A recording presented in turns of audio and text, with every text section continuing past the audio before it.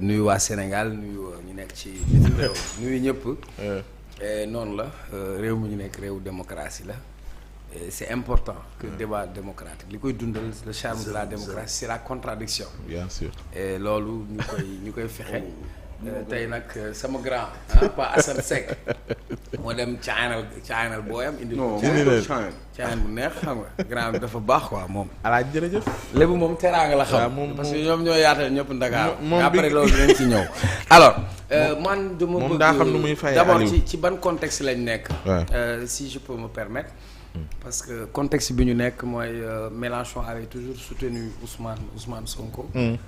Mélenchon bokk ci France insoumise nekk opposant comme lui a dit directement de Macron ma lay wax ni que ci àdduna bi dafa am ay kuréel parce que on ne peut pas être isolé ñi nga amee international libéral ou le PDS bokkoon ci Macky bokkoon ci ñu link ak Ouattara link ak ay libéraux en Allemagne ak partout dans le monde donc c'est des réseaux et des alliances yoo xamante ni ça va au-delà des frontières donc du point de vue idéologique vous vous rappelez quand Khalifa Sall avait eu des problèmes vous avez vu que Anne Hidalgo et les socialistes elle l'a soutenu l'APR dem na fi sax ba ci parti communiste chinois donc Sonko il n'est pas président de la République ça c'est une évidence c'est clair mais Sonko c'est le président d'un parti il est leader d'un parti Mélenchon n'est pas président de la France il est un leader politique donc suñu ñëwee ci cadre boobu d'abord ci cadre boobu la ko seet si maintenant yére bi rafet na pour man benn Sonko dafa nekk rek benn porte-étendard de lutte de génération en fait ce que Sonko porte c'est pas Sonko ce que Sonko défend c'est pas Sonko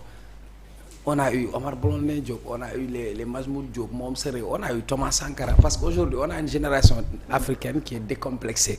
et tey en posant cet acte je sais pas ndax acte bi c'est symbolique wala dafa nekk le fruit du hasard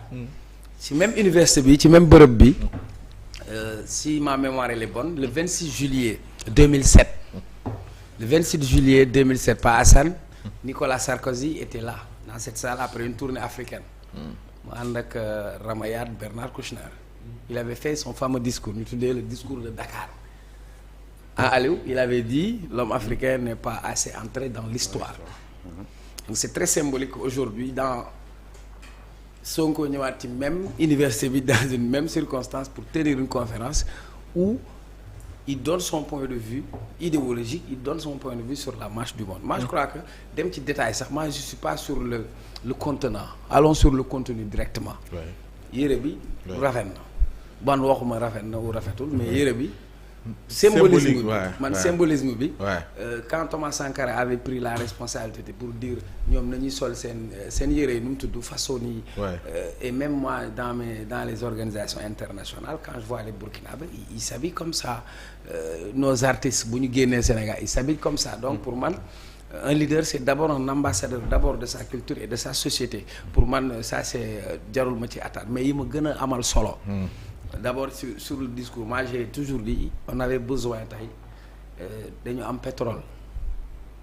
am gaz am réew il faut ñu am nag góor yu taxaw yu dëgër ñoo xam ne dañuy assumer il faudra qu'on s'assume et qu'on assume notre part d'histoire et c'est hyper important parce que tout à l'heure quand je parlais du discours de Sarkozy en 2007 moment boobu il avait félicité même Kadhafi après c'est eux qui sont revenus pour assassiner Kadhafi et aujourd'hui sur les bases militaires Sonko lim ci wax moi j'applaudis avec 1000 mains su ma amoon tama sax dinaa ko tëggal sànq en off maa ngi naan kilifa wooyu Alpha Blondy bi armée française allez-vous-en de chez nous ne voulons plus d'indépendance sous haute surveillance nous sommes des États souverains et indépendants est-ce que nous sommes indépendants 60 ans après moi Cheikh Omar je suis pas fier du tout romb ñu bindal ma élément français au Cap-Vert même si Cap sax nuñ ko tuddee Cap-Vert parce que sama carte membre Sotra bu njëkk bi Cap-Vert lañ bindoon parce que considéré woon nañ espace bi comme Cap-Vert il faut que ñu défranciser le Sénégal ça c'est pour man li Bob Marley doon woowe Pa Assane emancipate yourself from mental slavery c'est-à-dire nous tey s'il y a un colonisateur c'est parce qu'il y a un colonisé c'est parce que le colonisé est un complexé jàpp ni moom de surcroît il doit toujours être colonisé que les gens pensent que nous on ne peut pas vivre on ne peut pas construire notre pays sans la France une France qui est là d'abord ci ni mu ñu coloniser woon symboliquement même suñu hymne national bi sax. Aliou léegi-léegi mu ngi woowee Marseillaise. c'était bien mais suñu hymne national pincez tous vos koras. da nga ko mën ah. kan la woowee Marseillaise. yow sax. pincez tous vos koras. musique de Herbert Pépère comprendre nga. doon woy Marseillaise la yow tam. kan li ki mu doon woyal fii sànq sax. dama doon woowee la Marseillaise. dégg naa ko kay. non il chantait pas la non Marseillaise. c'était pour provoquer mais dama la bëgg a wax ni que symboliquement. et Sonko bu waxul li Sonko boppam lay trahir ba pare. parce que xamul tax. c'est important xam naa ni waxtu bi mais fi ma nekk nii dafa may en profondeur bàyyi ma dóoral la ko man bi tegu seen laa la koy jox mu pare benn paquet laa la koy defal. bu ko deful wàcc. bu ko deful. li mu def nii wàcc na parce que yow mënoo nekk ci ay principe nekk ci ay combat pendant des années tenir benn type de discours tey nga ñëw nga bëgg a trahir conviction boobu. ce n'est pas Sonko ça c'est une lutte de génération. Chaque génération a sa mission. Nous, notre génération décomplexée, elle devra faire face à son destin. Elle doit comprendre que l'Afrique ne se fera qu'avec les Africains et pour les Africains. Maintenant, on s'ouvre à tout le monde. Oui. Mais est-ce que dañu war a nekk ci relation où le Sénégal va être une poule aux odeurs pour la France, ou la France sur le plan économique, si booy ñu ngi jooy connexion internet, ou sur suñu ay infrastructures en matière de BTP, c'est la France qui est là. Même quand on a mené le terre, on n'a pas fait les transferts technologiques. Quand ñun ñooy yar suñu ay doom jàngal leen dugal leen ci école pour ñu mën a dem France 33 000 ñooy déposé 11 000 leen ci accepté dugal leen VSF encaissé seen xaalis bu ñu amee master ci yenn domaines yi nekk ingénieur France jox leen nationalité. jàmbaar curseur bi dafa changé. xamal tax curseur bi changé. il faut que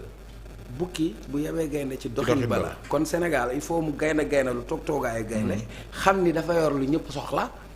te biir waxatuma sax ay partenariat ay li nawle c'est-à-dire nawle la France s'est construite sur le dos des Africains grand ñun esclavage ñaata siècle après depuis 1960 ba tey France am fi base militaire Djibouti bi ñuy dem Mali di intervenir à partir de suñu aéroport yi Sénégal yi la ñuy départ pour intervenir en Mali et Sonko a dit lu am solo c'est-à-dire sur le plan géostratégique àdduna bi fi mu toll tey sa sécurité intérieure munoo dem sa sécurité ngay sukkandiku ci keneen donc pour aller plus loin nañ dem ñu xool les accords de défense qui nous lient avec la France et ñii nii bu desoon ci France rek duñ fi toog parce que ils ont touché le nerf de la guerre c'est quoi la politique monétaire c'est-à-dire nous on n'a rien contre la France on n'a rien contre les Français mais on va se battre contre la politique française et s'il faut défranciser le Sénégal on va défranciser le Sénégal et finalement pourquoi pas avoir une république sénégalaise et non une république du Sénégal d'obéissance française. dina ñëw même Mélenchon li mu xalaat ci Pastef fa taxawaayam. wax na ci lu bëri. la jor lam doon xeex ba tey jógu fi. am na benn Sonko daal foofu la mu wax noonu.